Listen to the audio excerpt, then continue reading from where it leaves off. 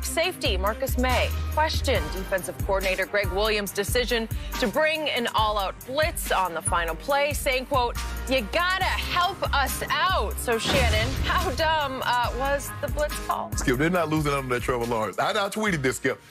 The Raiders were so convinced that Greg Williams was going to come with what we call a bomb blitz, Skip, which would bring everybody and vacate the middle of the field. Their best receiver, Waller, Skip, he had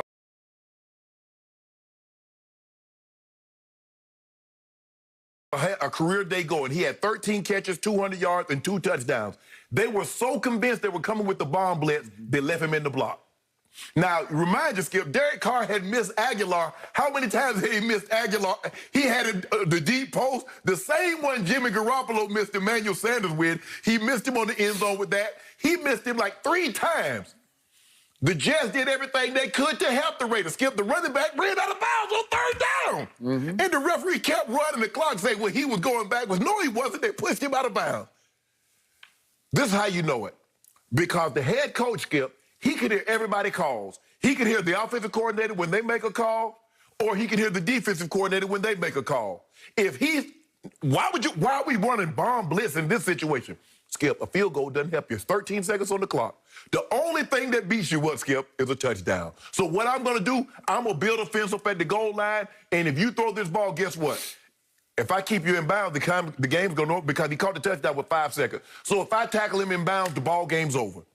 Skip, this came down from the top. I don't care, but you can't convince me otherwise that Trevor Lawrence is going to the Jets, or he's going to have to tell them he doesn't want to play for the Jets, because I've never, ever seen a situation like this. Skip, Ruggs ran 4.27. They come with a bomb blitz, and the guy, he bites on the, first of all, I don't even know why you've been on the double move, because you're hoping he throw it to him and you catch it and you make the tackle. Boom, you got ball game's over. Skip, this was dumb. Now, I don't know, look, I know Greg Williams. I like Greg. But if I own the Jets, everybody got to go. The D coordinator, the head coach. Skip, I'm fine. I'm just going to make do with what I got and put somebody in place. Skip, this is absurd. Those guys fought too hard for the coaches to take this victory away from them. And that's what happened. Greg Williams and the head coach, because the head coach, just like Pete Carroll could have overruled Darrell Bevel when he called that bull jive in the Super Bowl, he could have overruled that play, but he didn't, because they do not want to, because Jacksonville only got 1 win too, Skip. So that's the one thing you don't want to have happen, is have that thing be a coin flip, or it come down to somebody won one more AFC game, or somebody lost to this opponent, and you lose that #1 overall pick. The Jets are going to get that pick, and that means they got to go 0-16, and they're going to keep it. Okay, I got to call you on one thing. Go ahead. You seriously accused the Jets of somebody at the top, GM or owner, in the few seconds before the defense was called, before the last play, that they called down and told Greg Williams, you have to call a cover 0 max blitz in this situation. I believe, Skip, that was already discussed. Skip, there is no way you keep running these bomb blitzes when you're up like they were up, Skip. Why would you keep doing that? Why would you keep... Because I can see, Skip, if you're getting in field goal range because, field goal can tie me. Okay, fine. At least you go to overtime. But, Skip, they need a touchdown. They need a touchdown. And the Raiders the Raiders are so convinced that he's going to come with a bomb blitz again. They max protect because they know it's coming. Okay, here I go. I am a big Greg Williams fan. I love the way he attacks on defense, and I always have. And it has almost always been good to great in its effectiveness. What has he always done in any sort of Hail Mary situation? He always blitzes. I love the concept because I've always wondered, just as an innocent bystander, when I watch these games on TV, it seems about half the time Hail Marys get caught in the end zone because it's just a jump ball between sort of 4-on-4s, usually, but maybe sometimes 5-on-5.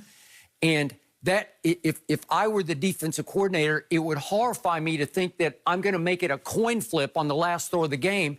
If I give that guy time to wait and wait and wait until everybody gets camped, everybody posts up in the end zone, and then I give him time with a free run into almost a javelin throw of a 60-yard pass or however long it is, so that he can get everything on the ball to get it up as high as he can, to let it drop down amidst the jump ball, and see if you can get a tipped ball or somebody can snag it up high because they just out-jump everybody else. I don't like that concept. I don't like letting the game hang in the balance of a jump ball in the end zone. So if you can get to the quarterback, I see most Hail Marys result from a three-man rush because you have 5 blocking 3, and you can just block them and block them and block them, and it seems like the guy's got 30 seconds to wind up and throw the football. Well, here's the thing, though, Skip. You're right. It's a 5-on-3.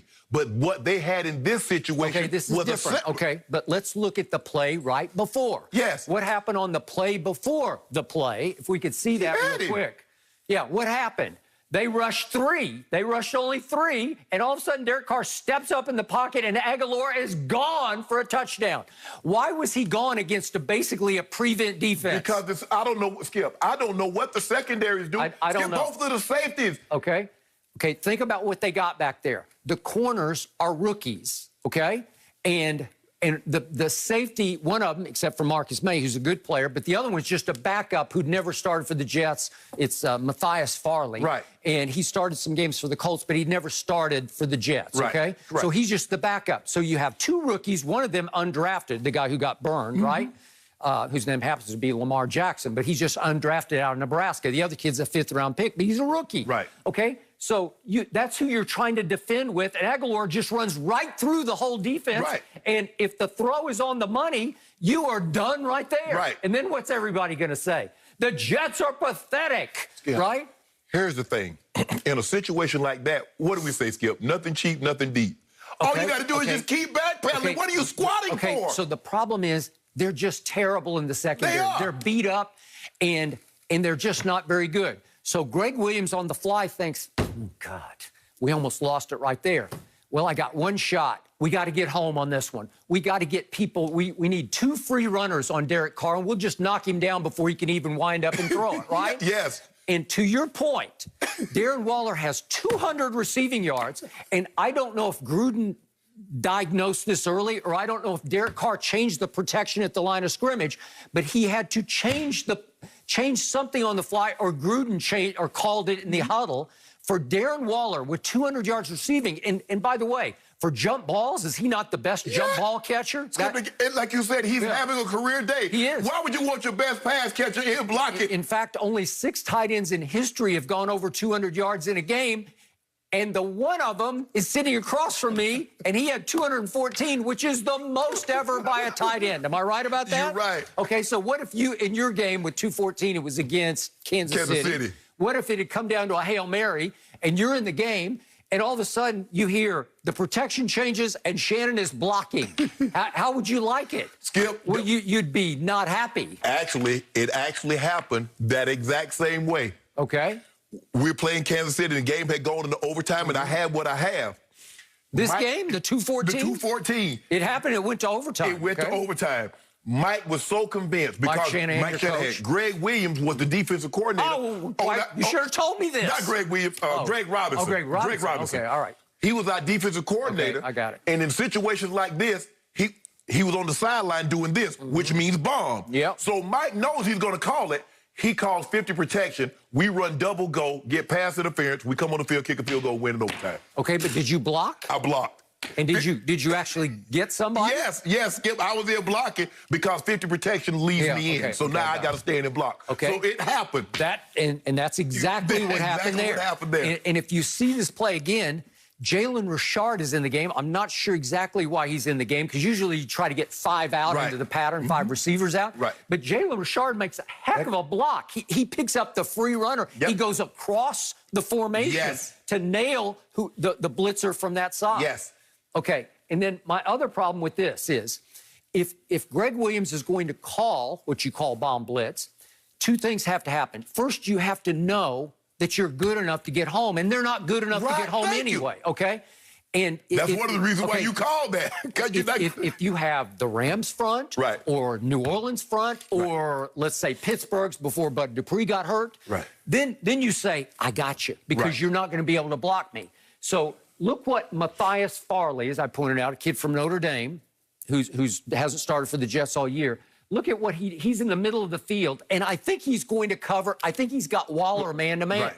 Well, he just panics, and he needs to come as hard as he can come because he would be the potential free runner. Right. Because right now, in the blocking, it's 7-on-7. Right. But Matthias Farley, look at him right in the middle of the field. 48. If we see it again. He's right. No, is he 48? Yeah, 48. Yeah. Okay. So he just hesitates. He who hesitates is lost. Okay. So he just stands in the middle of the field and disqualifies himself in the play. If he sees that he steps back to block and you just come hell-bent up the middle, I don't think anybody can get you. Skip, what happened is that Greg Williams had success. He ran bomb blitz. And you know when he ran it, when he had his most success? He ran it against the Indianapolis Colts when Tracy Porter picked it. Yeah. But he knew the formation. Excuse me. He knew once they got in this formation, if I come, they're going to come with the under route. Now, if they run the sluggo, he's beat. But Greg Williams says, I want you to sell out, just like what Bill Belichick told Malcolm Butler. When they get in this formation, this is what's coming. If they double move you, I can live with it. Okay. All right. And Tracy Porter picked it. He went to the house, and the New Orleans Saints won. But Skip, in this area of the field, because here's the thing: if they don't get home, it's a touchdown. It's a tie ball game. You give them a touchdown in this situation, you lose the ball game. Okay. So you have to understand situations. Everything doesn't require bomb blitz. Okay. So Lamar Jackson, undrafted out of Nebraska for a reason because he's not that great. Yeah, right? Nebraska cornerbacks. Okay. You think a cornerback, let me get me one from Nebraska. Or you want to go to LSU or Florida.